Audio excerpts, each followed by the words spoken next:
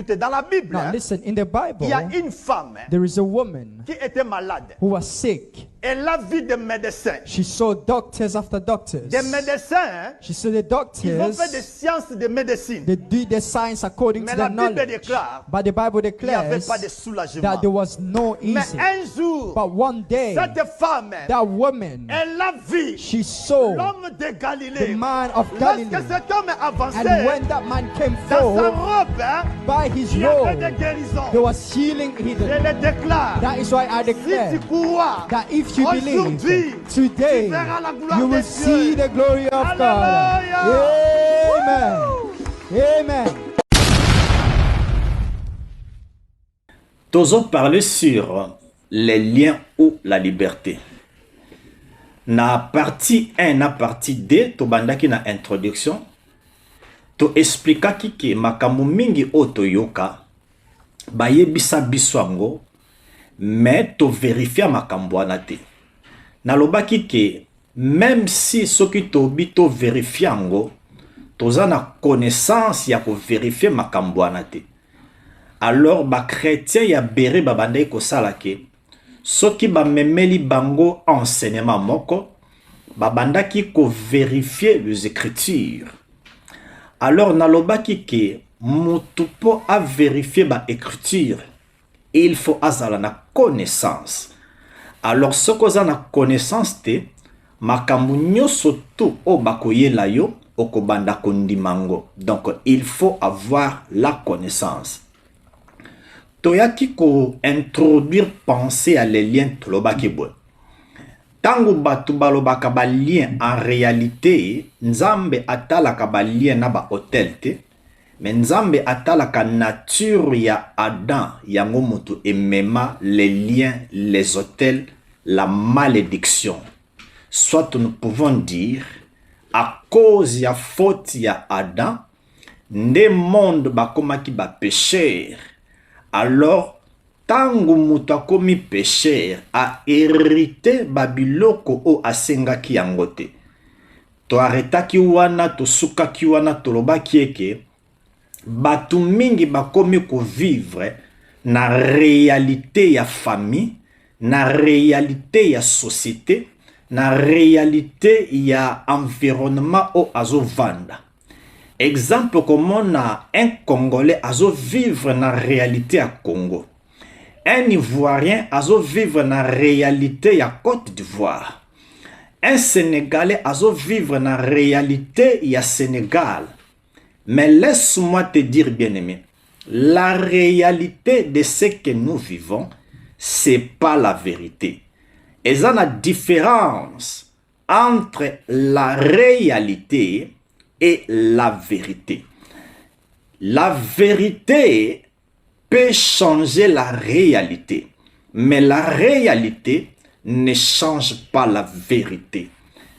Au moni na bamboka na biso, enseignement ya le combat spirituel na ba lien, eza par rapport ya réalité, ya philosophie otoza na Congo.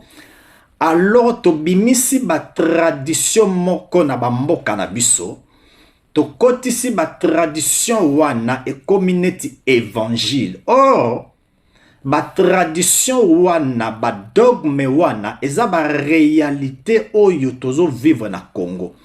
Soki gouvernement asali ba emploi bato bandi kokene misalo komona nzale kosila moto conscience eye normal abosani pe makambo ya ba lien. Écoutez-moi très bien, bien-aimé. La réalité touche l'homme extérieur, mais la vérité touche l'homme intérieur. Batu mingi omona zoloba, ngai maladi nanga wana. Papa nanga azalaki soulard. Na famille na biso soki kaka toboti mwana liboso akufaka. Maladi wana, écoutez bien aimé. Tango zoloba maladi ya famille na bino, ozo pesango valeur, accès et bandosala na vie na yo. Alors, la réalité ne change pas la vérité. C'est la vérité qui change la réalité.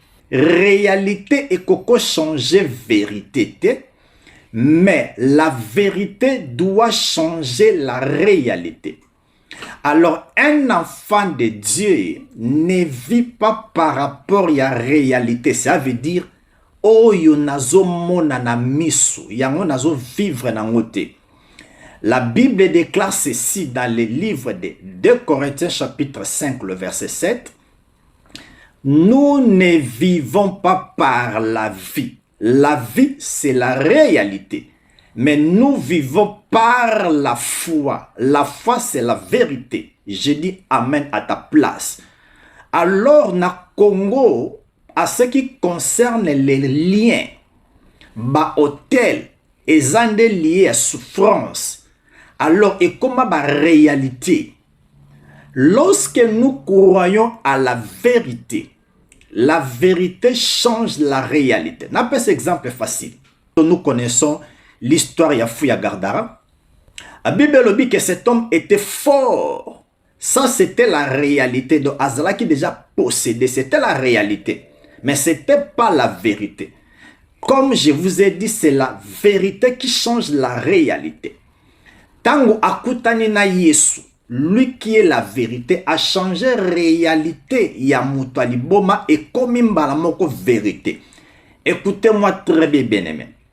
Malgré ozomona ke makambo famille na bino ezo changé te, mais yoko vivre na réalité te. Soko zo vivre na réalité, elingolo ba ke makambo wana ekobanda kaka ko continuer ko vivre na vie na yo. Mais il faut changer façon no ya ko mone la makambo. O croire na vérité.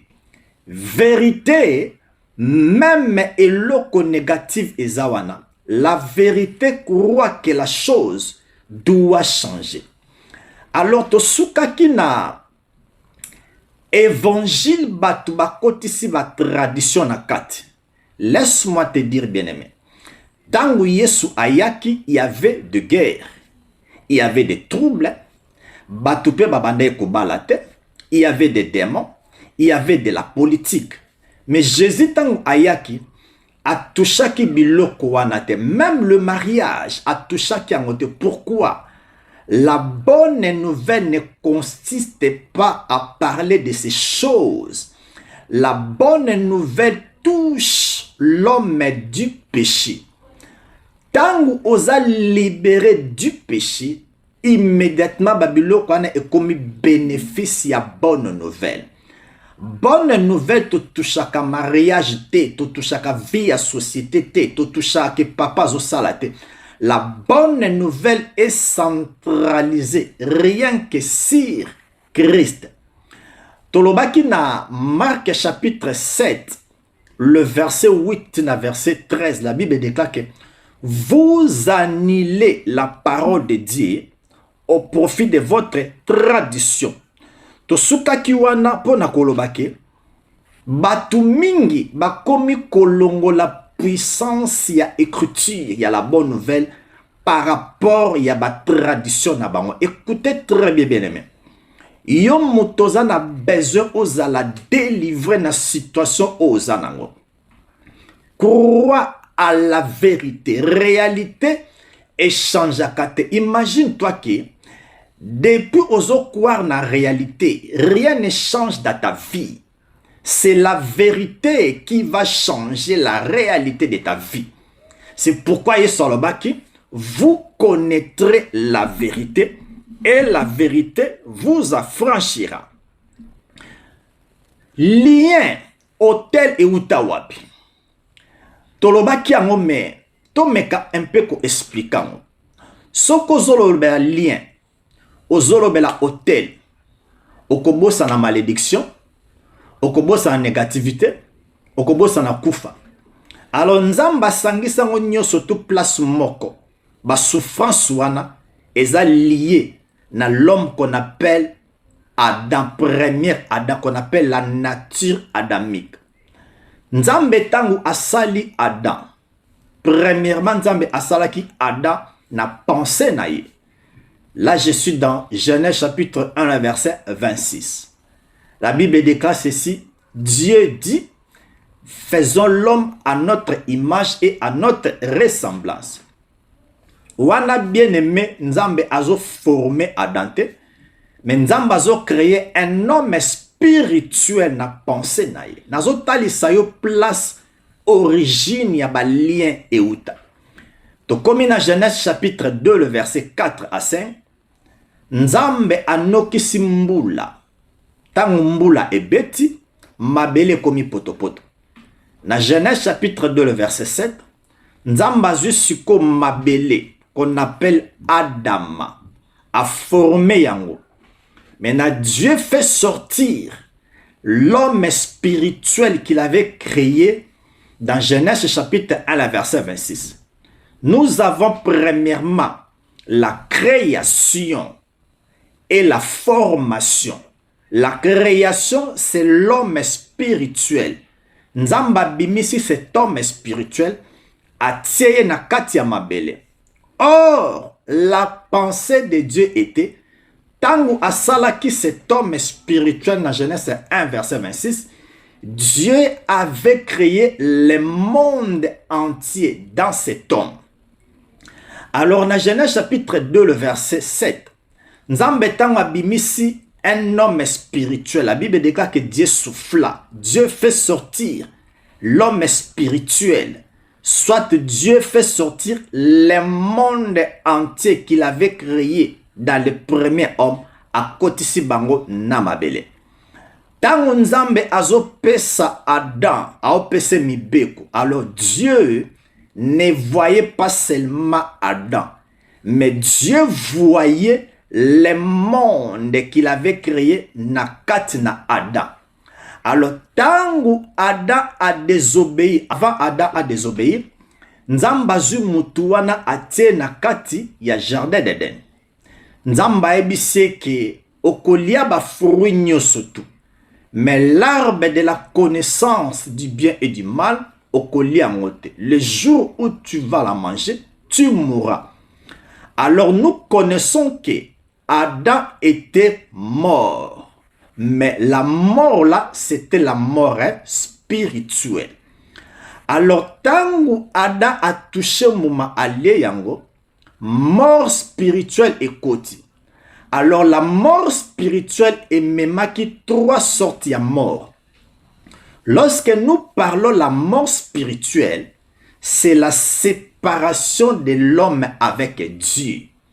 Yango omoni Paul alobi na biso, car tous ont péché, sont privés de la gloire de Dieu, soit la présence de Dieu.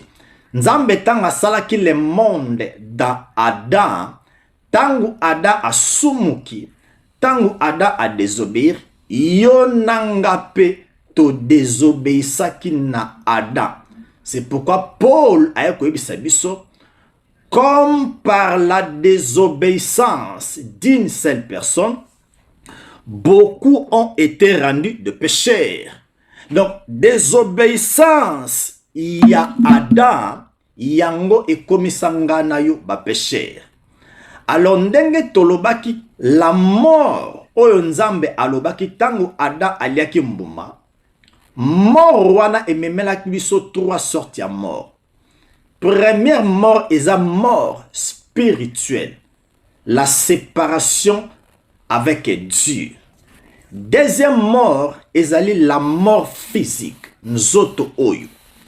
Troisième mort est la mort sociale. Yangozo mona soki mutu makambo ezo resirte alobi eza ba lien. Non, eza nde fruit, eza héritage auto héritaki epa ya Adam.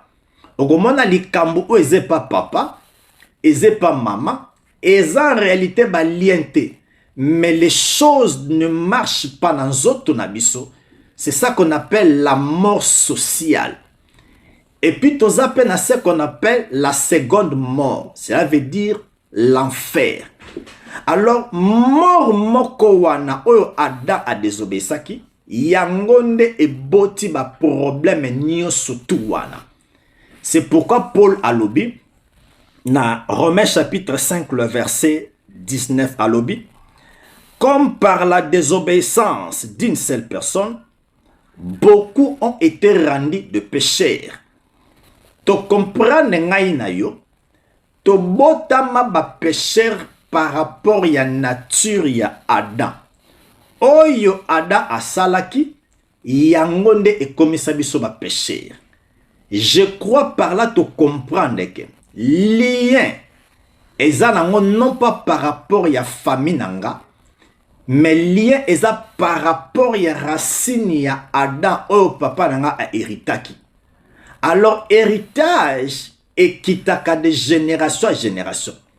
Eza ba lien kaka ya ba congolais te, eza na ba lien ya ba malien, ya ba togola, ba sénégalais, eza na ba souffrance. Donc elingolo bake nature adamique oyo yo zanango, eza na mutu nyonso tout o apesa nano vi na epa Yesu te. Mais avant to koma na ekulusu, nalingi to toucher d'abord ba exemple o batu ba pesaka que bana nzambe bazana ba lien. Écoutez très bien aimé. Zwa Bible na yo, ezata na verset mon côté na Bible dans la Nouvelle Alliance. O bazolo banabiso ke mwana nzambe azana ba lien. Une fois que l'enfant de Dieu est délivré, délivrance ezalaka processus te. Bazo délivre malembe. Ça c'est la réalité. Mais la vérité est ça. Lorsque tu deviens un enfant de Dieu, Dieu te délivre complètement. Alors yo motozo landanga, sokozo croire que délivrance est un processus, ou ba réalité ango mono sala 5 ans, 10 ans, ozo croire na eloko ezalakate. Tozo ba exemple o bat ba pesaka.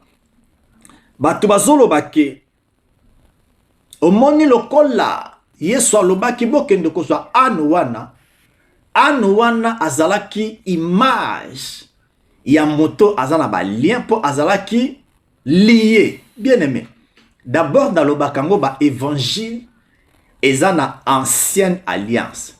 Donc moto azozwa écriture oya anes oyo amemeli yango mwana nzambe abimi libanda ya volonté ya nzambe.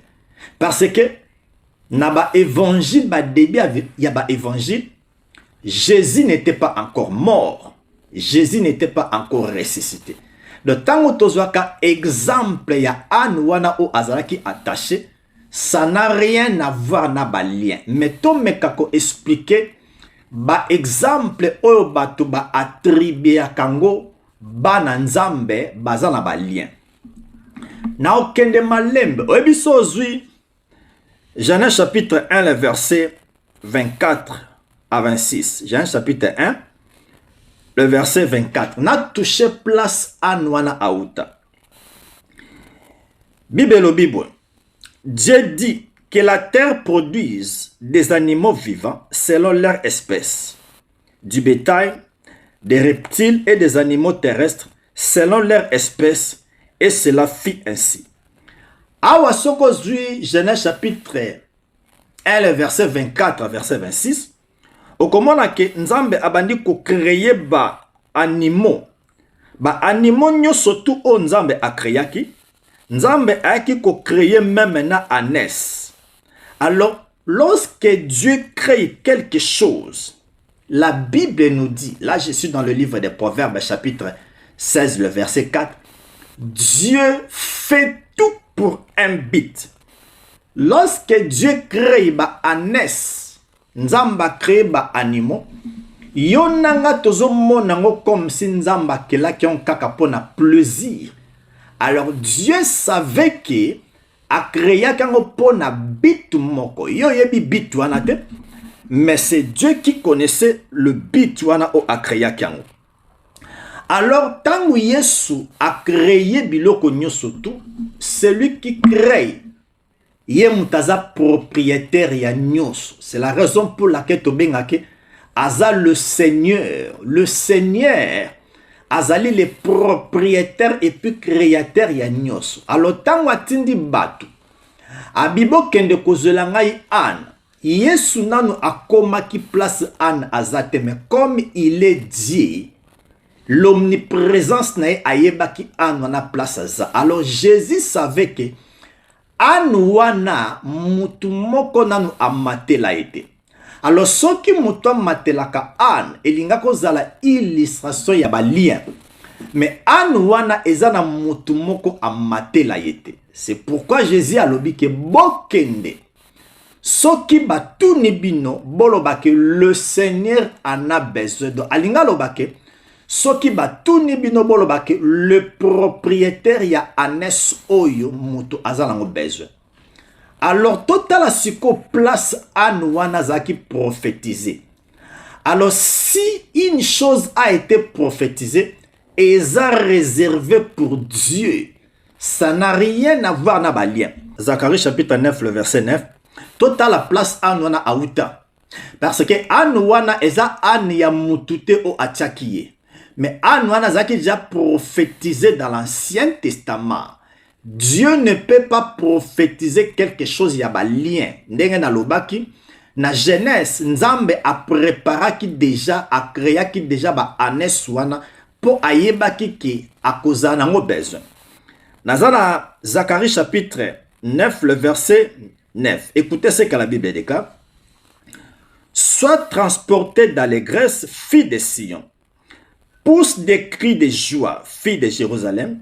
Voici ton roi vient à toi. Il est juste et victorieux. Il est humble et monté sur un âne. Sur un âne, les petits d'ânesse. Nous disons Amen. Tomoni prophétie. Tangu Yesu alobaki bokende bozwa anes wana. Soki batuni bino bolobake le Seigneur en a besoin. En réalité, c'était déjà prophétisé dans le livre de Zacharie. Alors, ane wana azalaki kaka réservé pour un but. But naye, le Seigneur a utilisé pour akota na Jérusalem. Écoutez bien, aimé. Ezalaki na ba anes mingi bakota Jérusalem. Mais bakota kiango avec gloire te. Mais anes wana tang azokota. Batandeli bilamba. Baye na baramo bazako balancer yango le roi vient. C'est pourquoi tango Yesu abotami la Bible déclare que un roi nous est né. Le roi des rois ayeye moko ko accomplir. Alors tango balobaka na binoke anes wana azalaki lié. Voici la réponse.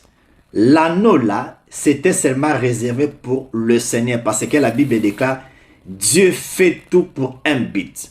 Totali na Zacharie, chapitre 9, verset 9. Anoana, Anes wana qui a prophétisé depuis l'ancien temps. Alors Dieu est saint. Akoki ko prophétiser na eloko moko ya salité te. Parce que lui, il est saint. Tozo exemple ke, ezande mwana te, tozo ke, ane wana zalaki lié. Mais tant que Jésus a maté a commis délivré. Je crois, c'est pourquoi lorsque nous sommes affranchis, Jésus nous libère. Mais dans le contexte ya kolobake, ane wana, ça n'a rien à voir, bien aimé. N'a pas lien. Pourquoi? Parce que anes wana azaki réservé pour le Seigneur. Yes, si quelqu'un vous demande, il faut dire que le Seigneur en a besoin. Le Seigneur en a besoin. Et les propriétaires nango moto azalango besoin. Je crois ezala ba vidéo nanga na toucha ba biloko mais tozo zongelango po ezala ba tumingi ba yokango na note yango nde tozo zongelango. Alors tozana histoire mosusu o bazwelaka biso ezalaka histoire ya Lazare. Babi bomoni Lazare tango akufaki bakangaki ye eza image ya balien. Et puis tango Yesu aye Yesu abibo délié. Bien aimé. Parfois ça langa passe na lobango. Tango tozo déformer ba écriture. Tozo zwa coutume ya ba juif tozo memango na évangile. Tango babanda ki Lazare, ça n'a rien à voir na balien bien aimé. Makamususu tango tozo lobango eza pena bien te un serviteur de Dieu azote à Lazare za image ya balien. Non, bien aimé. Okoko imagine que mutu akufi bakende ko lié ye ata yo moko. Soki mutu akufi bo délié li et bembe kufa quand même à l'aise, mais mutu akufi bo lié ye eza image ya balien. Ça n'a rien à voir. Moko ça passe tozo déformer l'évangile. En réalité, ba juif, même lelo basala kango, soki mutakufi, baliyakaye, baliyaki kaka makolote, mais baliyaka nzoto mobimba, babandaka nzoto mobimba. Soko tali, tozo écriture ango, tozo Actes des Apôtres, tu as dit histoire wana, Actes des Apôtres chapitre 5, et ça histoire ya Ananas na Saphir, nazana Actes chapitre 5, le verset 5. Ananias attendit ces paroles, tomba, expira. Une grande crainte saisit les auditeurs. Le verset 6. Écoutez très bien le verset 6. Et si ka tosoko bimisaki batubakansa ezabalien. Le jeune Jean s'étant levé, l'enveloppèrent, l'emportèrent et l'ensevelirent. Donc, baye bakamati Ananias. Bakangiye baband. Donc tango balobi que pourquoi tu as menti au Saint-Esprit ayoki anoswana ke akosi nzambe esali emoso bibi ke akufi akoi tango akufi babi babande ye. Alors tango babandaki Ananias na Saphir soki tolobi ke Lazare ezalaki balien, alors Ananias na Saphir ezane. Donc pour nous dire, naloba kango ba exemple o ba pesaka ya ba lien dans la nouvelle alliance. Et ça na verset biblique mon côté. Oh bota le sabiso que un enfant de Dieu il a des liens. To continuer, to zo exemple msusu. Paul pe bakanga ki pe na ba chaîne, bakanga ki na ba chaîne mais Paul aloba ke zaki ba liente. Alors tant otomoni Lazare, tolobi ke ezaki ba lien parce que ba banda ki. Alors Ananias na Saphir bango pe ba banda ki bango. Alors bango bazaki na balien banani. Tango liye sozo babo délié, ezaka système ba juif so mutakufi ba bande ye. Alors ce qui siko yo o memelinga exemple à Lazare. Alors Jésus-Christ lui étant Dieu, il est saint.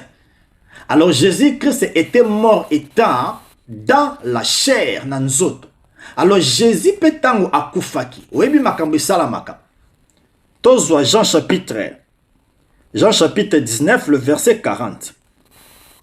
Non, peut ça ba exemple au rapide kapo non tal sabisoke. Ba exemple ba lien ba pesaka. Ba komisa batu mingi ba pourwa na bango. Ozolo beloko moko, mutu ana connaissance te. Azo mona ke réalité o azo vivre makambo o lobeliye mbala moko nire eza vrai. Écoutez bien les mutu o yazana nzala. Soko yebise ke ozana nzala eza papa nonde mutu abo peso biloko alinga kote ako linga vérité wana. Soki mutu azangi bilamba na mboko eza pasi. Oyebise ke mamano abo sombelo bilamba po alinga kayote ako ndimango. Eza réalité mais eza vérité te. Donc lorsque tu vois quelque chose ezo tambulate na vie, ça n'a rien à voir na ba lien. Et cause à circonstance moko boye, et tant que osa ignorant, moyen qu'on résout dans ezate. Nazana Jean chapitre 19, le verset 40. Nazo expliqué pour na koloba ke tango ye soloba ki bo délié ye, eza nango ba liente, mais eza système ya ba juif, soki muta kufi ba bandaka ye. Alors le col la moutana azongi en vie, il faut quand même azala na liberté bien aimé. Beaucoup de que bembende monate bembazongi na vie, mais quand même soyez gentil. Bo délié ye, ce qu'on va lien ça wa. Na se pose la question, okomona moutala ti costume, aloba français kitoko, anglais kitoko, italien mais bazo yele loko moko boy, ba rouler pena la farine. Ça n'a rien à voir naba. Donc on peut ça exemple au potomona. Yo mutozo landanga. Même si la chose ne marche pas. Moi nanzambe ba délivra kaye. Mais délivrance ya moi nanzambe za pona ba liente. Délivrance ya moi nanzambe eza awa. Yango apôtre Paul alobaki, ne vous conformez pas au siècle présent, mais soyez plutôt transformés pour que vous discernez. Du fona yeba, oyo ba memelinga ezanga, oyo ba memelinga ezanga te. Écoutez bien, même.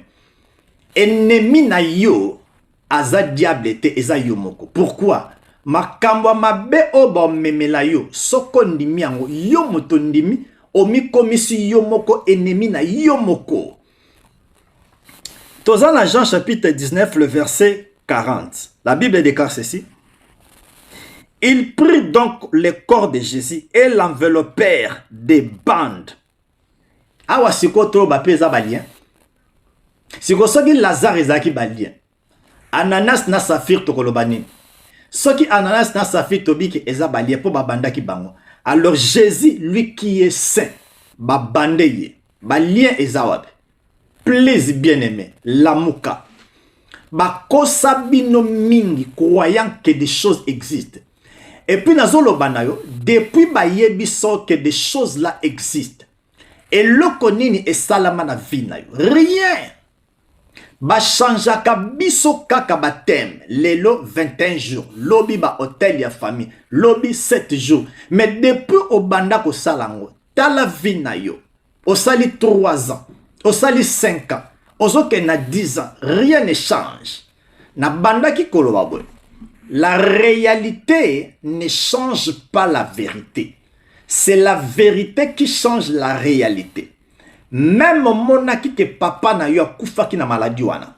Maman no akufa ki na maladie wana. Ça c'est la réalité. La Bible nous dit, celui qui a le fils, il a la vie. Lorsque tu as le fils, arrêtez sikoyo oye banda ki kolanda kufa na famille na bino, arrêtez ngo à partir na yo. Ngala zana batu ba témoigner que papa na kufaki na maladi moko, maman ne pas kufaki na maladi moko. Ya za mwana liboso fala kufa. Mais tango a accepté Jésus, yembala moko Jésus a délivré ye. Mais bande kone mususu ba boyiko accepté Jésus, liwa et sauté ye et zumuto mususu pour nous dire la réalité doit être changée par la vérité. Or la vérité, comme je l'ai dit, la vérité, c'est pas seulement un mot, mais la vérité, c'est une personne. Jésus a l'obi, vous connaîtrez la vérité et la vérité vous affranchira. Si le Fils de l'homme vous affranchit, qui sera réellement libre? Moto aza affranchi, ça veut dire que à l'ombre na jour il y a servitude. Alors tant osa affranchi, comme moko libre. Jésus a se présenté à l'obi. Je suis le chemin, la vérité et la vie. C'est lui qui délivre. C'est Jésus-Christ lui-même, le Dieu Tout-Puissant. Tomoni exemple oyo que ezalaki nango likambo ba liente, mais ezalaki nango kaka coutume ya ba juif. Exemple musu bazwaka nzamba ebisi Jérémie abi, j'étais établi pour détruire. Allez siko biso tozwi ba exemple na tobi non nzamba tindaki Jérémie à détruire. Jérémie a détruisaki ba lien. Bien aimé. Na lobakango tango tozwa Bible. Parfois il faut tanga ka ba Bible. Et loko moko na ko remarquer ba chrétien batanga Bible te. Bazwa ka Bible quoi journal. Zwa temps ya ko méditer la parole de Dieu. Oyebi soki bana nzambe bakomisaka Bible lokola WhatsApp to Facebook to TikTok mbele vraiment babiloko mosu bakosaka biso te. Yo moko zwa temps tanga verset oya Jérémie chapitre 1 verset 10. Yo kande nzamba lobi. Regarde, j'étais établi aujourd'hui sur le nation et sur le royaume pour que tu arraches, que tu abattes, pour que tu ruines et que tu détruises. Awa sikoyo tango to tangi babi non Jérémie a bukaki balien mais souki wana te babi pour que tu rebâtisses et que tu plantes. Sikoyo Ce que Jérémie a détruisaki, mais Nzamba dit qu'il faut à rebâtir, à planter les sous. Question est allée. Lien tant ba détruisa kango, na ba hôtel et bukanaka. Mais comment si on rebâtir encore hôtel ya ba lien? Donc, Jérémie Nzamba bane ko ebisaye à détruire des maisons physiques. Par exemple, ça mettons continuer au pensate parce que temps exact. Donc, par exemple, on a vu, ils allaient pour que lorsque les gens parlent des liens, en réalité, tokenda kanango na nature ya adande et bota ba maladie nyoso tuwana. Alors, si comme maintenant, total maintenant la liberté d'un enfant de Dieu. Lorsque nous parlons de la liberté, on ne va pas toucher Moïse, on ne va pas toucher David, mais on va toucher l'homme de Galilée qu'on appelle Jésus-Christ. Pourquoi? Parce que l'évangile, c'est la bonne nouvelle, c'est une personne de Jésus. Soko yebi misala ya ekulusu. Oko banda ko vivre na réalité tete, mais oko banda ko vivre na vérité. Pourquoi? La vérité nous libère. Réalité est biso espérance. Mais la vérité est délivrer biso dans la situation autosalam. Pour Jésus vous connaîtrez la vérité et la vérité vous affranchira. Pasteur akoki ko affranchir yote. Ce qui pasteur akoki ko affranchir yo, na ba famille na biso pe tozape na bato bayambi nanu yesute. Mais pourquoi bato wana tokoki ko affranchir bangote? Parce que biso toza na capacité wana te ya kolongolisa mutu païen pécheur akoma mwana nzambe. Ce n'est que Dieu lui-même qui fait ça. Biso to libéraka parole et puis l'esprit de Dieu, l'esprit de Jésus Christ qui est le Saint-Esprit, yende mutu aosala musala. Écoutez très bien les mêmes. Nature ya Adam est l'homme intérieur. Alors nzambe avant aya kofanda na kati na yo ozalaki na nature ya Adam. Alors, avant Nzambe aya, il faut à détruire d'abord l'homme. On appelle vieil homme. Nzamba koki ko komisa nsoto na yote temple. Vieil homme azali, l'esprit de Dieu pe azali. Pour aya ko vanda, il faut à détruire d'abord vieil homme. Na pe ce exemple.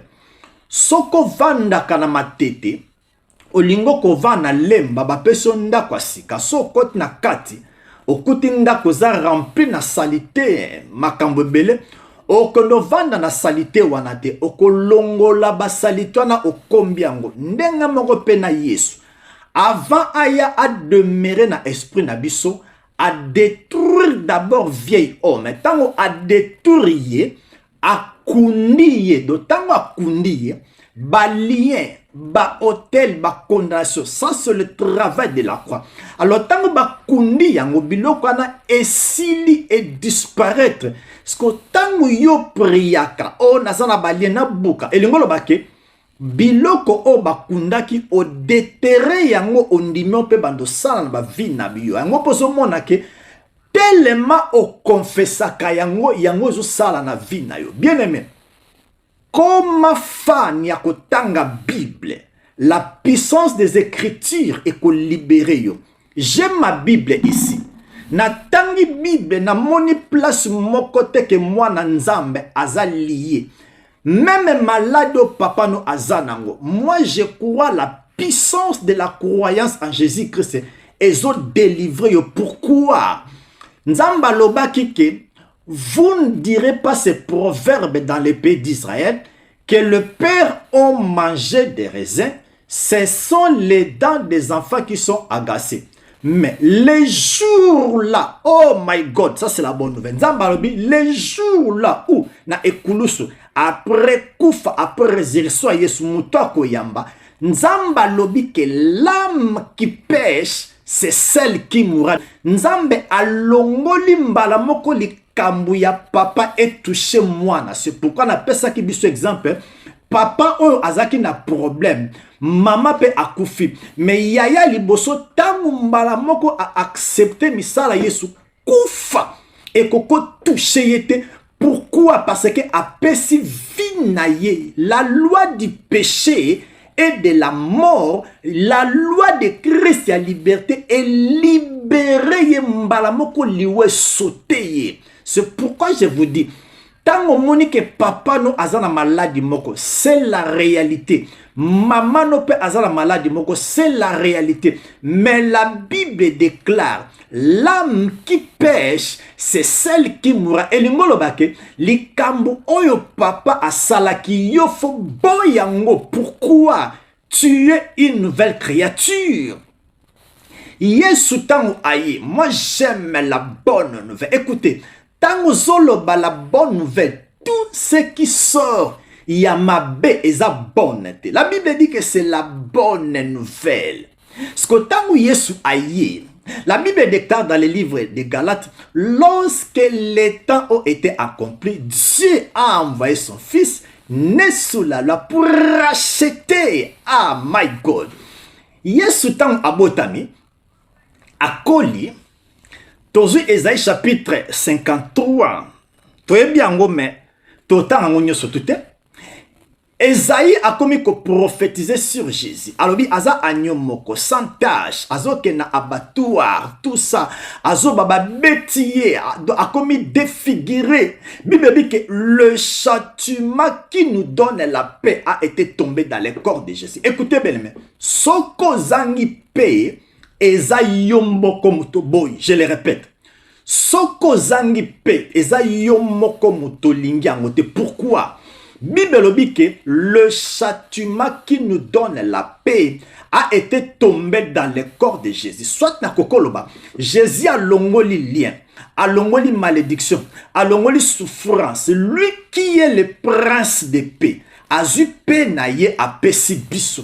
C'est pourquoi il est qui je vous donne ma paix et je vous laisse la paix. Je vous donne la paix. Ce n'est pas comme le monde vous donne. Soko zangi kimia.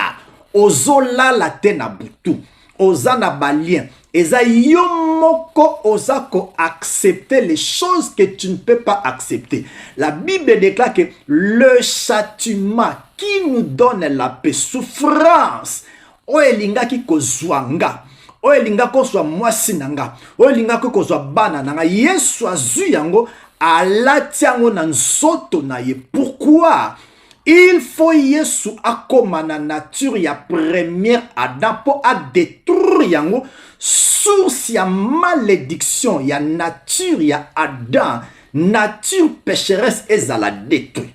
Alors le kola Esaïe a prophétisé sur Jésus-Christ que azokende na Golgotha. Alors Jésus tant azokende na Golgotha akomaki défiguré. La Bible déclare que bokoki kotala ete alors makila ebandaki kotanga. Écoutez bien mes, makila tango ezotanga. Pourquoi makila ezotanga? Makila tango ezotanga ezotoucher mabele. Pourquoi? Parce que premier jardin oyo ada abebisaki Jésus, il faut aya ko racheter d'abord mabele. Pourquoi yonanga to niataka mabele? Tangu makila ekweyaki na Gethsemane, tangu makila ezokweya tangu azokende na chemin de la croix na Golgotha, c'était pour tout lieu que foulera la plante de votre pied, je vous les donne. Makila ezotanga pour racheter ma belle. Alors, tant que Jésus a zokende na chemin de la croix, bato malade bazoya ko simbaye. Bien aimé, ba maladie nyo sotu ya monde. Yesu alatiango na nsoto. Tant que Yesu a zokende, en réalité, c'était comme un aimant. Azobenda ba maladie, azobenda ba souffrance, azobenda ba lien, azobenda ba hôtel, azobenda ba mbasu. Bible lobike, sokotali Yesu, okokotala e defate. La Bible dit akomaki défiguré. Pourquoi? Azui masumo etungisao, azui ma condamnation, azui ba lien. Yango nde biso tondimela, yango makambwane sala makatena ba vina biso. Tango tango azui yango nyonso tu azui lisumu ya moto aliboso na la dernière des personnes o ako vivre na monde o akondema misala Yesu akomi lisumu, nous disons amen. Yesu akomi na nature ya Adam, alati souffrance nyonso tu, pauvreté, lien, mbasu, maladie nyonso tu ezotungiso. La Bible déclare que lui qui n'a point connu le péché, Dieu l'a fait devenir péché. Yesu akomi na nature ya Adam. Alors Nzambe il faut ajuger siko korwana. Nzambe il faut apinir yango. Nzambe siko apinir corps nemoko na ekulusu. Siko tangu Yesu alingia koma na nature complet ya premier Adam. Nzoto ekoma nzoto ya lisumu. Lokola Nzambe afandaka na nzoto ya lisumu te, Nzambe pour la première fois akabwani na nzoto na ye moko. Yesu alobi, mon Dieu, pourquoi m'as-tu abandonné? Tangu Yesu abi, mon Dieu, pourquoi m'as-tu abandonné? Et l'ingolo bake, mon esprit, pourquoi m'as-tu abandonné? L'esprit a tiki nzoto na. Pourquoi? Yesu akomaki na nature ya lisumu. Tango akomi na nature ya lisumu, Bible lobi que Jésus-Christ nous a racheté de la malédiction de la loi. Malédiction nyonso tu ya loi. O ezalaki que malédiction ya 5e génération na 6e génération o ebande kolanda papa na bana. Yesu a racheté biso. Mbala moko Yesu akomi na nature ya Adam. Tango akomi na nature ya Adam, Dieu qui est l'esprit de Jésus a jugé mbala moko korwana. Après nzoto na tango akomi na nature propre ya Adam, mbala moko nzoto na il faut ekufa. Yesu tango asilisi misala ekoloso. Écoutez, le travail de Jésus est complet. Na esprit na yo, Yesu a délivré yo. Na âme na yo, Yesu a pardonné yo. Na corps na yo, Yesu a guéri qui toutes sortes de maladies. C'est la raison pour laquelle nous appelons ça la bonne nouvelle. Yesu tango a monique a silisi yango. Et tikalaki que il faut que le corps du péché, il y a nature, il y a Adam. Il y a lien, il y a hôtel, il y a condamnation, il y a réclamation. Nzoto wana il faut ekufa. Alors Jésus tango a silisi misala ekuluso. Arabi Père, tout est accompli. Asilisi phase numéro 1. Parce que tango a kesiko bakundi, c'est par là les liens. Hôtel, condamnation et sila. Yesu tango bakundi, ça veut dire que nature o ezaki a ba lien et kundam. Yokato zo verset moko. Yango makambo soko zo kango chaque fois yango moto eko délivrer yo. Bible dit que vous connaîtrez la vérité. Dans Romains chapitre 6, le verset 6. Bible, sachant que notre vieil homme a été crucifié avec lui. J'ai dit amen, amen. Donc Bible dit que nous autres, il y a lien. Il y a hôtel, il y a réclamation, il y a les soumons, il y a malédiction. Bible que a été crucifié avec Jésus. Tangu yo lobaka ba hôtel ya famille do okenda kande ko ressusciter oyo ezaki déjà enterré. Sko tangu zo lobango ozo pesango accès et ça na vie. Sko ngata nazo prier nazo lobake vieil homme nanga oyo ya papa nanga oyo ya mama ona heritaki vieil homme na aza déjà détruit. Alors je confesse que je suis une nouvelle créature. Tangu babi une nouvelle créature ezana antécédent moko ya lien ba hôtel te. Alors tangu Yesu akufi le vieil homme nzoto na ya masumu nzoto na yo o ya ba ya ba lien ya ba hôtel nzoto na pe ekundama avec Yesu. Parce que tangu Yesu asekwi, my God, tangu Yesu asekwi assez quoi qui nan zoto na ekufa kite, mais assez quoi qui mena nan zoto moko une nouvelle création ya nzoto. Donc assez akufa ki nan zoto o eza mortel, mais aiko se quoi nan zoto o eza immortel. C'est pourquoi Dans Ephésiens chapitre 2, le verset 6, Tozwango. Ephésiens 2, le verset 6, la Bible déclare que il nous a ressuscités ensemble et nous a fait asseoir ensemble dans les lieux célestes. De temps où il soit koufi, les corps du péché, les corps des liens, des corps y a condamnation, y a ba hôtel bien aimé ezaki a ko kundama. Le temps où il soit sekui, Bible dit que to sekui na ye soit memi biso to fandi na likolo. C'est pourquoi na lobaka naza visible mais naza pe invisible. Pourquoi? Parce que malgré naza awana se, mais je vis dans l'éternité, ma vie est cachée en Christ. Ce que tant où vieil homme a koufi, Bible lobi que tant où soit sekui, to sekui une nouvelle créature. C'est pourquoi la Bible déclare que si quelqu'un est en Christ, il est devenu une nouvelle créature. Toutes les choses anciennes sont passées et zongaté. Ce qui balien est tungisayo, des Corinthiens et ça la vie naote. Nga nandi makangoke, si quelqu'un est en Christ, il est devenu une nouvelle créature. Écoutez, toutes les choses anciennes sont passées. Balobite ke zonga. Alors, ce qui biloko na ezonga, point d'interrogation. Tala salina yo. Moi, je crois que babi, toutes les choses anciennes sont passées. Balien, ba hôtel, malédiction, célibat, ngai nazo kwar nango eleka. Et puis ezonga kate na vie nanga. Pourquoi? Parce que ezama kambu o esi eleka. Je suis une nouvelle créature qui n'a jamais existé. Alors, une nouvelle créature, tant balobaka, une nouvelle créature, c'est la main de Dieu de Mutasala. Alors, Dieu est saint. Comment Nzambe o azasin akoko sala eloko moko o ezana malédiction. Alors, quand on voit une nouvelle créature, ça veut dire makamunyo sotu o balobelaka o poids. Et c'est le cas.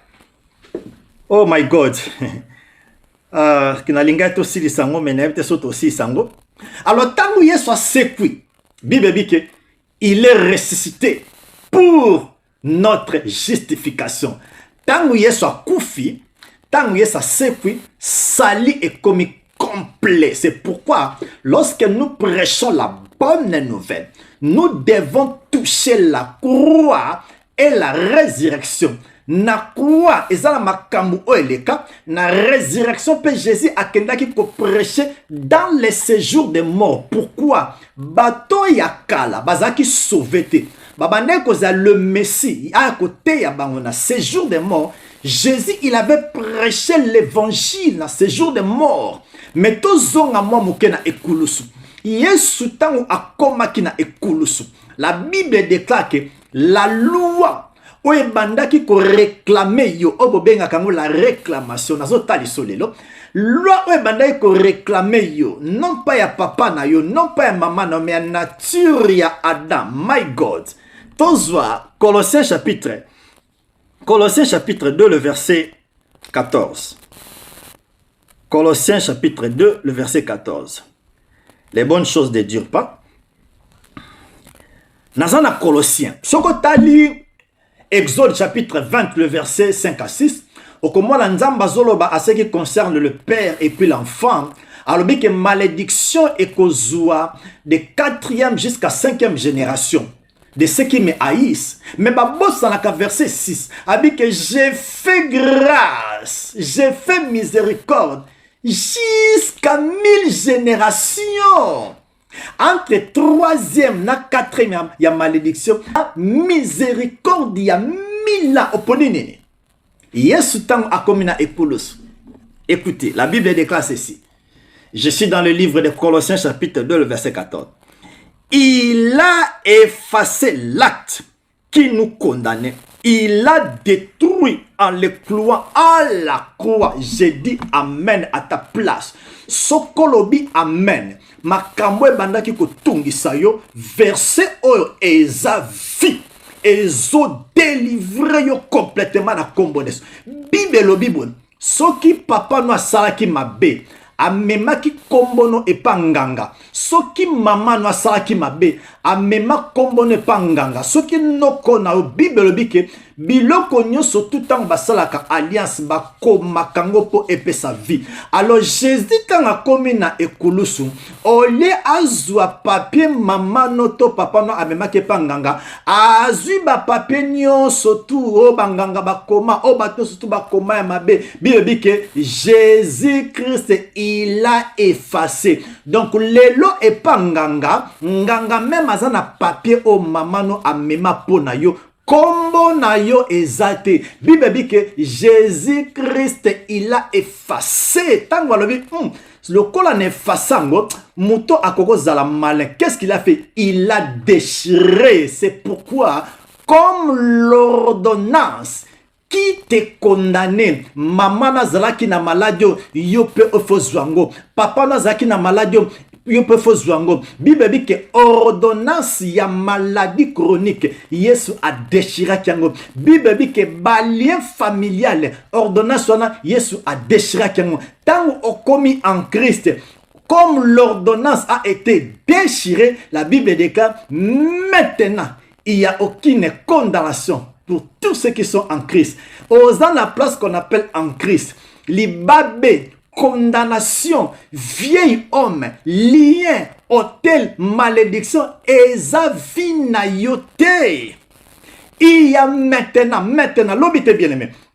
C'est pourquoi ma kamanzambe ba me makango na futur te. Oh, l'Éternel est mon berger, je ne manquerai de rien. Non, nous avons la vie de Dieu. Jésus a l'objet, je suis le bon berger et je donne ma vie pour mes brebis. Ma kamanzambe, c'est dans le présent. Écoutez. Oh non, j'aime la croix et la résurrection. Bible dit, il a effacé. Bible dit que Jésus, il effacera. Oh, mon délivrance, et ça processus. Non, non, non. Bible dit, il a effacé. Le verbe est conjugué dans le passé. Donc, Nzamba sa sala. Makambo et salama dans le passé. Ngana ozwango, et ça présent. Et ça futur te ponanga. Écoutez bien, aimé. Nzamba sa na promesse à mon côté. Malgré les choquants, mais la vérité. Oh, Nzambo lobani ni ponanga promesse nanga. Non, non, non. Toutes les promesses de Dieu.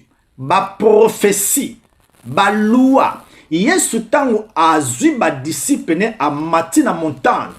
Na Matthieu chapitre 17, Bible dit que Jésus a bandi ko se transfigurer, a changé. Malamoko Eli na Moïse babimi. Eli a na ba prophétie nyonso tu Ancien Testament. Moïse a na ba loi pour Jésus accomplir yango. C'est pourquoi tango Jésus a commis na ekulusu alobi tout est accompli, accomplir yango. Toutes les promesses de Dieu, c'est en Jésus-Christ. Et ça, oui et amen. En réalité, Nzambaza na promesse ya mutute. Tout se trouve dans le sali. C'est pourquoi, obligé papa na yo ate yo sali. Parce que la vie chrétienne marche dans le sali.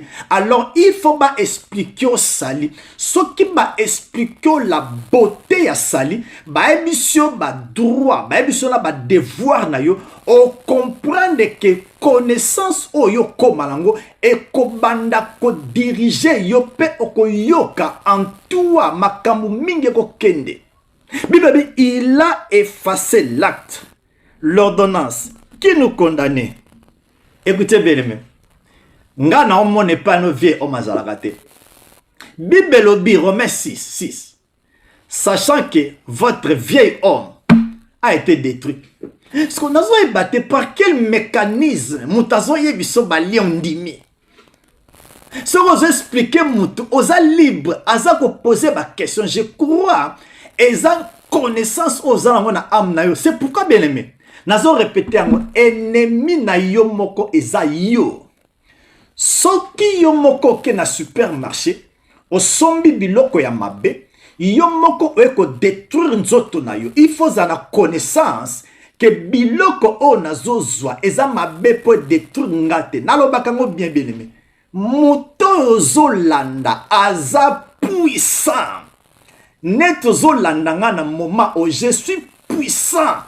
maloba o nazoloba molimo na yesu azo compagnon azo délivrer yo soko zolanda muta zoloba no balien je le répète azo détruire foi na yo. Pourquoi? Foi aliaka kaka la bonne nouvelle. La Bible déclare que la foi vient de ce qu'on attend. Ce qu'on attend vient de la parole de Christ. Je dis Amen. Maloba o esala ke foi akoma prête pour un miracle. E utaka na ba liente. E utaka na ba hotel te. Mateya nyoso tu oyo kaka ba hotel. Ezo détruire foi na yo. C'est pourquoi soko tangi Bible ba miracle nyoso tu o yeso sala aloba ke ta foi t'a sauvé. Tolongo la na mentalité na biso na kepa et pas mosala nzamba puissant. Non, l'homme de Dieu n'est pas puissant, mais tout un enfant de Dieu azana molimo na yesu nda komisa biso puissant. Nga naza pasteur, na frère o avandi na église, na muto azokomba, nous sommes des enfants.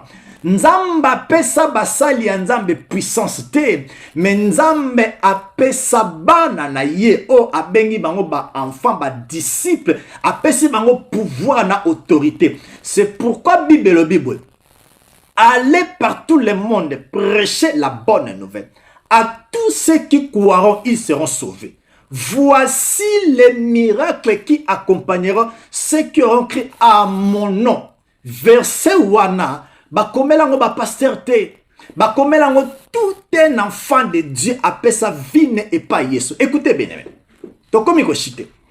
Makambo oyoki na lobe yo, ndimango bien aimé, acceptez yango. Makambo to yekoli, banda ko réviser yango. La puissance des Écritures, croire nango, écoutez. Vie chrétienne est facile, mais bisomoto compliqué. Comment yo la lakate? Comment yo zana balien? Comment yo bela kaka? Yo za mwana nzambe ngape na za mwana nzambe. Parce que nzambe wana alinginga, nzambe wana alinga yote. Comment yo souffrir? Comment faire mususu même à na Congo mais à mener vie calme? Mais comment nyo sotu ya mabe kaka yo? Écoutez, ko boss en vérité ote. Ton dimela nzambe moko. Toza na foi moko, toza na molimo moko. Mais connaissance, toi na connaissance moko te. Croyance, toi na croyance moko te. Confession, toi na confession moko te. Tout makama nzambe et machaka non na prière na connaissance. Connaissance yango esa la croyance nanga. Lorsque je crois yango esa la confession nanga. Alors croyance nyoso tu ya mabe et bimsa confession mabe. Alors tant nazo bimsa confession mabe elingo bakena accepter makambo nazo loba. Alors biso lokola na munoko na biso nous connaissons que la bonne nouvelle de l'abondance de la grâce, c'est pas moi qui vis, c'est pas moi qui fais, c'est Jésus-Christ qui fait en moi. Sokozo kanisa okosilisa balia wana la prière. Okobanda kako prier sans fin. Mais nous les croyons que Balien est si là, selon ma verset, et nous croyons à tout ce que Jésus-Christ il a fait. Yango eza vérité, eza réalité. Tant eza vérité, et ça liba enseignement, et ça li croyance nanga. Lorsque je crois, même papa nanga na moni azala makambo ya mabe, mais ngana ko croire nangote. Alors je confesse la vie de Dieu. On a confessé, yangozo sala na vie nanga. Bien-aimé dans le Seigneur, lelo nalinga qui to partagé sur les liens et la liberté. Je crois comprendre ngo to komi pratiquement la souka, total asiko la liberté de l'enfant de Dieu. Ba verset auto tangi répété yango, banda ko tangango et puis okomona yo moko omona changement. Ephésiens chapitre 4 le verset 22 et puis to sauter to na verset 24. Makambo nazoloba eza nature na yo. Nature ozanango. Soki babete la kayo yango te nga nazoloba no. Komango, ça c'est la vérité. Romains 6:6, votre vieil homme a été détruit. Alors, vieil homme azaki détruit. Yozo vivre na vieil homme te faut vivre ce qu'on a nature ya sika. Une nouvelle créature. Nazana Ephésiens chapitre 4 le verset 22. Oh mon Dieu, mon Dieu. Égard à votre vie passée. On m'a dit, moutono ya kala. Azalakate, existakate. N'habitez pourquoi vous confessez kango. Tant vous confessez, vous avez vie. Je le répète, proverbe lobby, la vie et la mort sont au pouvoir de la langue. Quiconque aime en mangera les fruits. Sokobi na lia fruit à vie, au confesser vie. Sokobi ke o lia fruit à mabe, au confesser mabe. De tout les autres dépendent de nayo. Yango na zolo bango. Ennemi na yo eza yo moko. Oza na bansenement nini. O esala croyance na yo. Oyo comment confesser. Tondi mela nzambe moko. Mais yo nanga toza na banselement moko te. Oyebi to ando so na frère moko. Na ebise betanga histoire bali. Abando betanga histoire bali. Salinga passe na motema. Na ebise que frère. Na moni déjà âme na yo. Dans na kata âme na yo. Il y a rien de bon. Il n'y a rien de la bonne nouvelle. Ba hôtel na ba hôtel. Écoutez bien. Foi. Yé moutasala ke miracle sala. Ce qu'on a kata foi na yo. Ba hôtel e koko tate. Mais oza ko empêcher yango na ba enseignement ba lire. De yo moko oza ko détruire yo moko. Do ba enseignement oza nango. Oza ko attrister le Saint-Esprit. A combien attrister comment? Babiloko wana le Saint-Esprit ayela kangote. C'est pourquoi le kola aza attristé. 50 ans il y a jeûne et prière pour délivrer yo. L'Esprit de Dieu, qui est Dieu lui-même. Oyo a délivré kabiso, mais aza attristé na makambo loba ko confessaka. Tant ozo confesser ma bé, oza ko attristé ye. C'est pourquoi la Bible déclare qu'il ne sorte jamais de votre bouche une parole de la malédiction. Balien. Oh, yes, yes, yes, yes. Ok, donc, tozaka na ekulusu, toko parler na séjour de mort. Parce que tobaï que yesu, na séjour de mort, a teyaki l'évangile, mais to touchangote. Tozaka sur la croix, après avoir nous délivré, après avoir nous racheté, Bible dit que tu commis free. Mais total à sikoyo, nous avons été délivrés. Soit nous serons délivrés, ou bien délivrance est un processus. Total à musiko. Tozwa, Colossiens chapitre 1, le verset 12. Ou bien Tokembamon, le verset 13. Yo mutolukaka délivrance. Tala délivrance nous place ça. La Bible déclare ceci. Qui nous a délivrés de la puissance des ténèbres.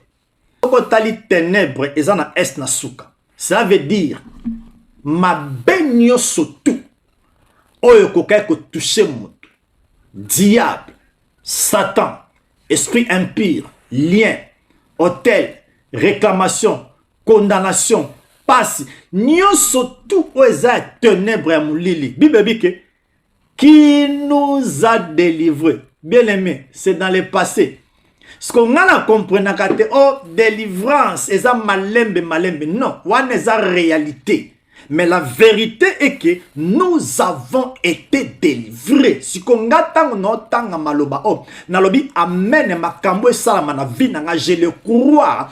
Et puis ça li enseignement nanga, et ça li croyance nanga. Tant on a prié non, bah Père merci, je crois, j'ai été déjà délivré de la puissance du ténèbre. J'ai été délivré dans ma lien, dans ma hôtel, dans ma condamnation. Je le crois ça. Pourquoi? Parce que Christ, il a tout accompli. Alors tout est accompli. Allons là bas lien, allons là bas hôtel, allons là bas condamnation. Je crois ça. Bien aimé.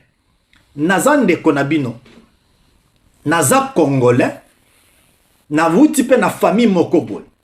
Soki nabina beta masola famille nanga. Tam subondi mangote. Donc na kita na likolo boite. Non. Mais j'écris na makambo yo. C'est pourquoi nabike. Bonne nouvelle est ali Congo te. Bonne nouvelle est ali famille nangate. Bonne nouvelle est ali gouvernement te. Bonne nouvelle est ali l'homme du péché. Nature ya Adam.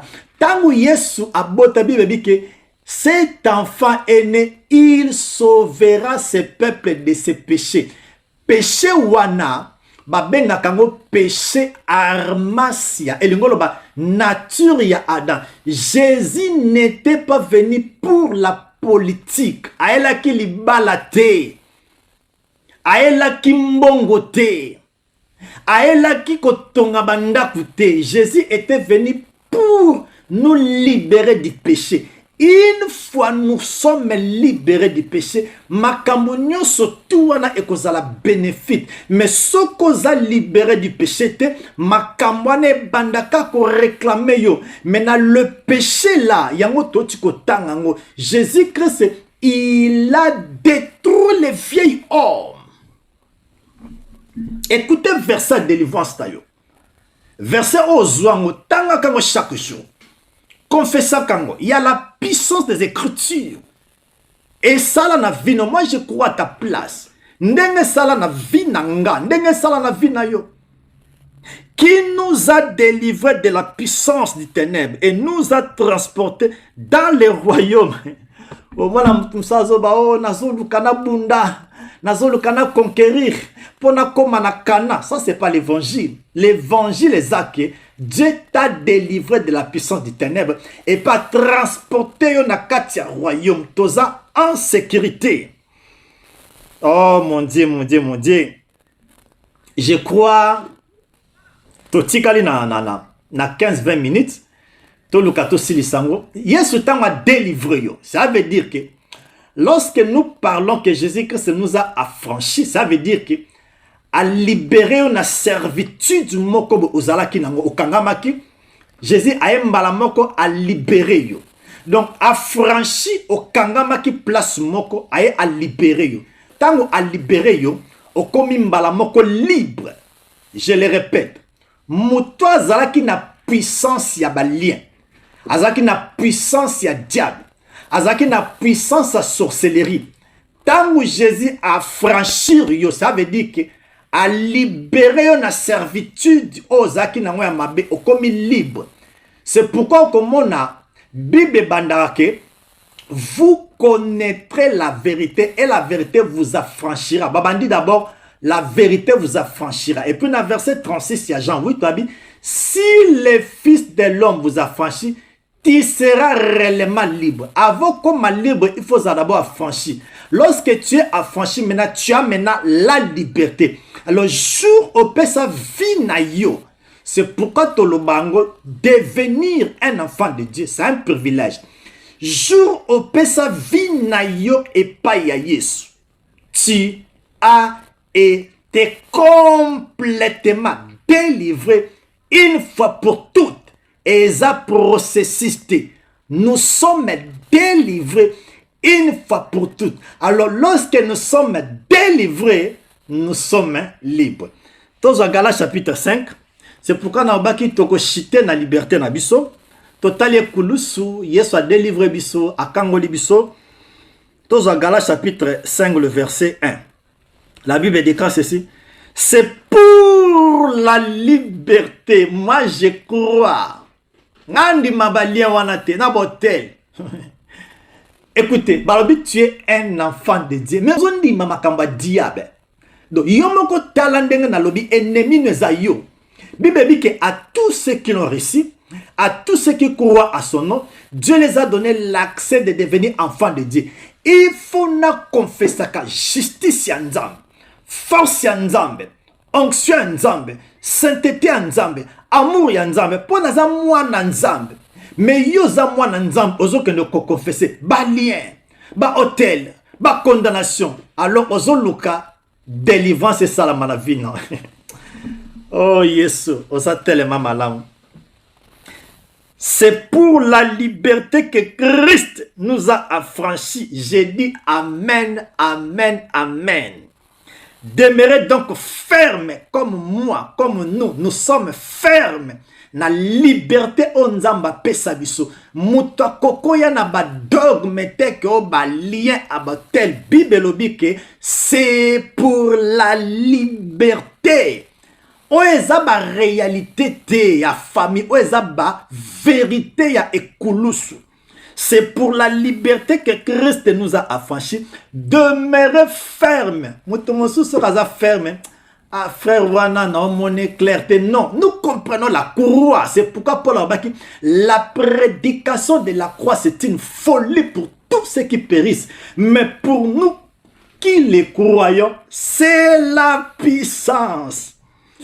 Babi, demeurez donc ferme et ne vous laissez pas mettre de nouveau sous les jougs de la servitude. Donc, Moutoumora est là, frère, au moins nous a délivré, mais la famille, non, bazongi so sous na ba système manate. Pourquoi? Parce que nous sommes délivrés une fois pour toutes. Je crois qu'ils ont tellement moulai. Les gens n'alinga qui token na synthèse, to souka na identité d'un enfant de Dieu. N'a ko comprendre que to chite wana, n'a ko comprendre que batu mingi baza na connaissance ya vieil homme, mais ba na connaissance ya la nouvelle créature. Na ba jour je te reparler la réalité, le beauté de la nouvelle naissance. Ba yebi makambu ouais bien po yeba mutu il faut yokaloba. Soki ba na nzambe bazo prier zo ta la prière wana alobi prière ya 3 heures de temps, mais soko kamoli prière wana alobi ka 10 minutes makambo malam.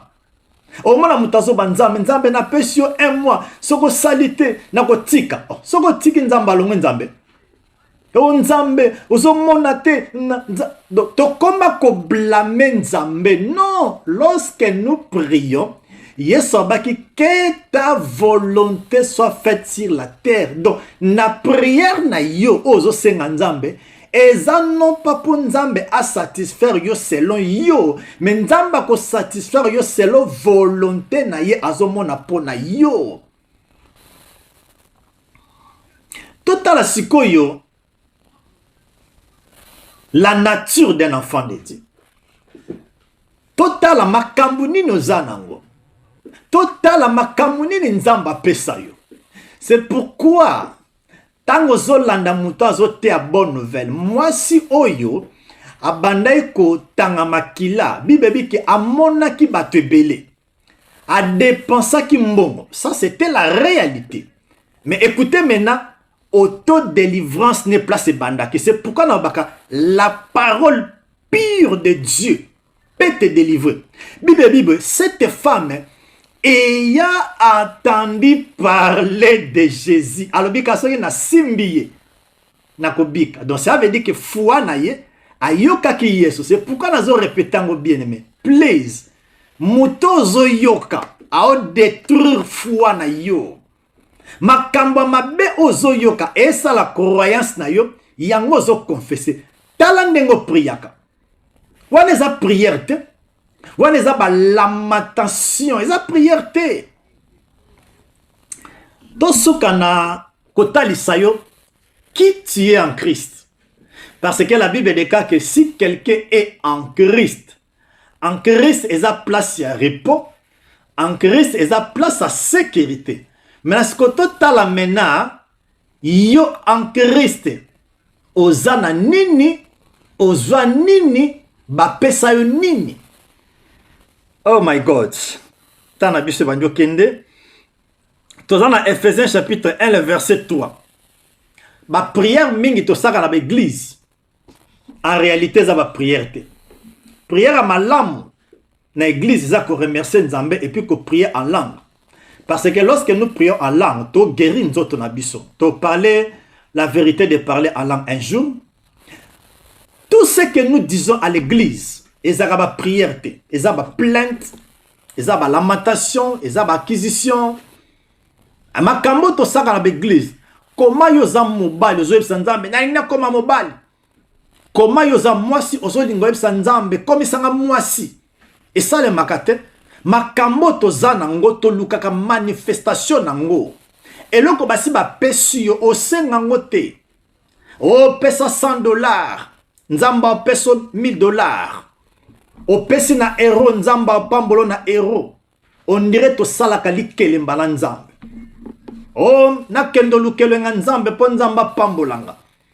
Nzamba ngo balukela ke wapi. Nanya sa mona elongi Nzambe. Yango na lobake Nzambe ami moni sata elongi ne pas mutu moko comme ça to kendo luke suna ngomba te. Yes alobi, l'heure vient où il est déjà venu. Ce n'est ni à Jérusalem ni sur la montagne les vrais adorateurs adorer le Père en esprit. Ngomba okomona volonté nzambe te. O ba genou na buki. Oui, buka ba genou. Soki nzamba pesaka biso pona ko buka ba genou. Mais je te dis ba chrétien tonga tozala riche. Na moni ke famille na nga ba na pauvreté na mati ngomba na buki ba genou mbongo koi. Na moni ke Congo zo marché te na mati na ngomba na buki ba genou. Bien aimé. Nous sommes bénis par la grâce. Nous faisons des choses non pas pour être bénis, mais premièrement lorsque nous croyons, Dieu nous bénit, nous avons la vie de Dieu. Maintenant, pour manifester ce que Dieu nous a donné, maintenant nous devons faire des œuvres. Mais ceux qui n'ont mentalité non eza, n'a pambolama te, n'a salaba œuvre pour na pambolama. Bien aimé, li pamboli na yo et comment manifester. Dans Ephésiens chapitre 1, le verset 3. Écoutez cette vérité. Ça, ce n'est pas la réalité, mais c'est la vérité. Béni soit Dieu le Père de notre Seigneur Jésus-Christ, qui nous a bénis de toutes sortes de bénédictions spirituelles. Nalobi, amen. Amen. Bénédiction ban. Bénédiction mbongo. Bénédiction prospérité. Babi, toutes sortes de bénédictions. Question. Bénédiction nini oyo lukaka. Bénédiction nini pasteur na lobaka. Oh na memelio bénédiction. Bible lobike nzamba ko pambola yote. Mais nzambe assis a pambola yo déjà il y a 2000 ans. Na répété ango. Bazako tia an. Elingolo bake misala na yote. Mais c'est le travail de Christ. Écoutez. Béni soit Dieu, le Père de notre Seigneur Jésus-Christ, qui nous a bénis de toutes sortes de bénédictions spirituelles dans les lieux célestes. Nous sommes bénis où? Non pas en travaillant, mais nous sommes bénis en croyant en Christ. Écoutez le verset 4. Oh, bazo laksabiso, tout ce que nous faisons à l'église, ça a été déjà complet. C'est pourquoi Jésus a dit que tout est accompli. Écoutez le verset 3. Non, le verset 4, pardon. En lui, Dieu nous a élus avant la fondation du monde pour que nous soyons saints. C'est pourquoi on a prié, on a tout attend. Je suis le saint de Dieu. Je suis sans tache, non pas que n'aligné, mais les Écritures me disent. Batumususu baebi ke ba saint bazabat bakufa. Oh bien aimé, so tangi ba lettre à Paul azo komela ba bita ya mboka Rome, ya ba Ephesabi, je salue les saints. Donc Paul azo saluer ba saint. Oh bazana kata église ya Éphèse. Donc ba saint za batu bakufa te, ba saint ezali tous ceux qui ont accepté Jésus-Christ, lui qui est le saint des saints, après sibiso nature né à sainteté. Le verset 7. En lui, nous avons la rédemption par son sang. Donc Dieu nous a délivrés par son sang. Donc ce que livre Ephésiens, chapitre 1, chapitre 2, chapitre 3, au comment la base répété en Christ, nous sommes bénis. En Christ, nous sommes libérés. En Christ. Tout ce qu'on a dans les camps, on a le que moi, dans Nzambe, bako délivré. Moi, je crois cela. Mais quel genre il y a délivrance? Parce que moi, je travaille pour ma famille. Ce qui moi, do azangi lipa, do ezali kambu ya ba démonter. Maman netanga koya awebse non, lipe ezali kende yakana la so place. Do ezali kambu ko zanga koyeba. Yango Bible ba que mon peuple est détruit parce que manque la connaissance. Un enfant de Dieu beaucoup délivré. Mais connaissance ya mais délivrance ya mwana nzambe eza non pas na ba démon. Délivrance ya mwana nzambe eza kozanga koyeba. Yango Paul alobaki que lorsque j'étais encore enfant, je parlais comme un enfant. On en a besoin de délivrance. Mais tant na koli na fait disparaître ma kambwana. Tous d'abord Romains chapitre 8 sur le verset 16. Et puis Tosuka na Galates. Romains chapitre 8 sur le verset 16 à 17. La Bible déclare ceci. L'Esprit lui-même rend témoignage à notre esprit que nous sommes enfants de Dieu. Derrière lobaki, Nzambe ava aya kovanda na kati na yo na esprit na yo. il faut détruire d'abord vieil homme. Tant que vieil homme a commis détruit, au tikali vide, nzamba ya vande. Ce qu'on va dire, l'esprit, ce que tali et wana eza est majuscule. L'esprit là, c'est l'esprit de Dieu. Mais le deuxième esprit là-bas est minuscule. Ça veut dire mon esprit. Parce que Job est le que en réalité dans l'homme, c'est l'esprit. Maintenant, l'esprit de Dieu avec mon esprit, ma solo. Alors, l'esprit de Dieu, il y a une place to lobake, prière na biso mataka likolote, prière na biso et s'adressaka et pas nzamba zakatino. Ababi, l'esprit lui-même rend témoignage à notre esprit. Et l'ingolobake, zotonanga est comme temple. Molimo nanga nanzambe o aza molimo baza place moko. Même histoire tango Yesu ayaki et pas Zaché ayebisie Zaché kita. Yesu akoti na ndako Zaché mbala moko ndako ya Zaché est comme temple. Alors Yesu na Zaché bazo beta masolo. Même illustration peut l'esprit de Dieu rend témoignage à notre esprit. Bazo beta masolo. Alors bazo lo banin. Écoutez le verset 17. Or, si nous sommes enfants, nous sommes aussi héritiers. Nous disons Amen. Yo kende koebisa mwana ya Messi. Kende koebisa mwana ya Bill Gates. Ke azana balien bo délivrer. Aza héritier. Et là on y ba memelaka héritier, héritier ba memelaka ye connaissance. Aye ba comprendre acte que aza héritier à cause souffrir. Tout ce qui n'a Galates chapitre 4, le verset 1, la Bible déclare ceci.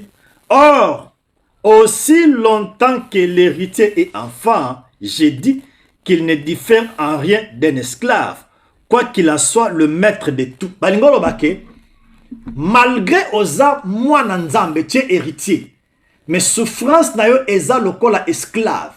Esclave aza la connaissance te, yo posa la connaissance te. Alors moi nzambe o aza héritier. Écoutez, aza héritier, tu ne manques de rien. Alors où est le lien? De ce que dit mango zo sala na vie na yo. Alors moto aza héritier, ba même la cahier connaissance, aza la prise de conscience. C'est pourquoi Paul alobaki ne vous conformez pas au siècle présent, mais soyez plutôt transformés. Nous disons Amen, Amen, Amen. To silisi angote, mais nalinga ki to sala effort to meka koloba moi mingi, to tanga pe ba verset mingi. Je crois au comprendre nango. Premier enseignement na biso sur les liens et les hôtels. Soko ke na chaîne na biso, okomona ngo ezawana do to tiango. Okomona banselement nyoso tout d'autobandi à partir du numéro 1, numéro 2, numéro 3, ou eza numéro 4, numéro 5, zo continuer. Mais tout ce qui s'en lelo. Soko lingo zwa une connaissance meilleure na kosenga na yo et loko eza pasi yango eza na vérité. Lelo na remarqué yango vérité vandi na connaissance. Connaissance pour na kozwango. Il faut payer un prix. Même mbongo, au son baba portable, ba dictionnaire biblique, ba Bible msusu, oso poser ba question. Nyo surtout et ça pour comme la connaissance. Alors pose na connaissance, il faut lingape Bible kotanga Bible mingi. Connaissance yaka na prière te. Connaissance yaka na kotanga malobanzambe. Alors na remarqué une chose. Moi, Nzambe, soka moni enseignement 30-40 minutes, a commis fatigué. Écoutez bien, on est à signer moi bien. Mais soka moni théâtre, film, à cause de 2 heures du temps, je te le garantis. Longola molimo wana. La connaissance est la force. Connaissance yango et salaka nini et kangaka porte diable à kotate. Connaissance yango récite zali. Connaissance yango vérité zali. Dans la connaissance il y a aussi la délivrance. Nzamba ebisaki Josué alobike que les livres de la vie ne s'éloignent point de ta bouche. Méditez-les jour et nuit. Mais bana nzambe poizwa Bible.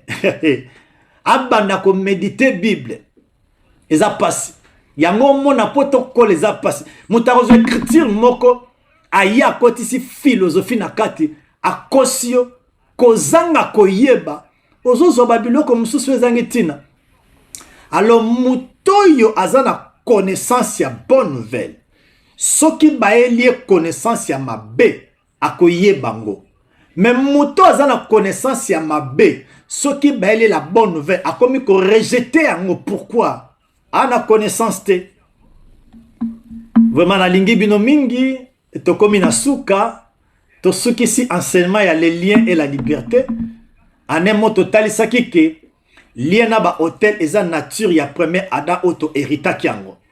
Alors lorsque nous croyons mbala peto hériter le sous nature ya deuxième et dernier Adam. Pour Bible comme par la désobéissance d'une seule personne beaucoup ont été rendus des pécheurs. Mais comme par l'obéissance d'une seule personne beaucoup seront justes. Donc nature ya Adam auto zaki na mwa pécheresse tango tondimeli Yesu mbalamoko na hérité mbalamoko nature ya justice. C'est pourquoi la Bible déclare tel est les terrestres, tels aussi sont les terrestres. Tel est les célestes, tels sont aussi les célestes. Ça veut dire ndenge Adam asalaki erreur batu bakomaki ba pécheur ndenge moko pe Yesu a obéir tango a ina ekulusu batu bandimelie bakomi mbalamoko juste. Que Dieu nous bénisse. Tokomi na suka so za na question o bengi biso toza na pona ko répondre na lingi biso mingi beleme tokomi na suka. Que Dieu nous bénisse. Merci beaucoup tokomi na suka. Bye bye. N'hésitez pas à liker la vidéo si elle vous plaît, et si vous êtes nouveau sur la chaîne, n'oubliez pas de vous abonner et d'activer la cloche de notification afin de ne rater aucune de nos vidéos. Si un serviteur de Dieu If a servant of God te prêche la bonne nouvelle, preaches to you the good news, pourquoi? why? Il fait naître ta It's foi because they're birthing your pour faith faire grandir la and they're foi, nurturing pour que les it miracles soient so that the opérationnels. miracles may be Mais operational. si quelqu'un vient, However, if someone il comes, prêche Moïse, he preaches il Moses to prêche you, les he liens, preaches il bondage prêche to les you, he condamnations. preaches condemnation Selon to la you. Bible, According to the il Bible, détruit ta they foi. are destroying your faith.